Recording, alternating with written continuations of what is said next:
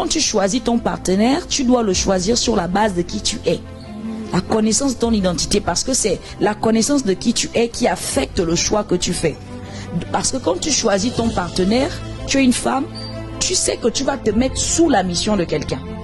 Donc, si par exemple lui, tu veux te marier avec un homme, sa vision du mariage, c'est une femme au foyer, une femme qui s'occupe des enfants, une femme qui gère la maison. Lui, dans sa logique, il ne veut pas d'une femme qui travaille. Mais toi, tu sais que tu es une femme, Dieu t'appelle à faire des affaires et à faire le ministère. La base est déjà faussée. Toi, tu vas te dire, bon, je l'aime, il est gentil, me fait des cadeaux, mais pas marcher. Parce que les deux visions sont totalement opposées. Beaucoup dans le mariage, on parle, mais on ne communique pas. Donc dans le mariage, une chose qui favorise le fait que les frustrations se gèrent bien, c'est que chacun doit faire l'effort d'apprendre à communiquer le langage de l'autre.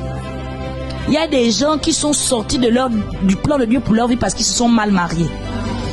Il y a des femmes qui sont mortes dans leur rêve. En fait, dès qu'elle a épousé l'homme, elle est morte. Elle ne rêvait plus. Elle est devenue aigrie, elle est devenue amère, elle a fané. Elle est devenue une femme colérique, remplie d'amertume. Donc, mal se marier, c'est tuer ça.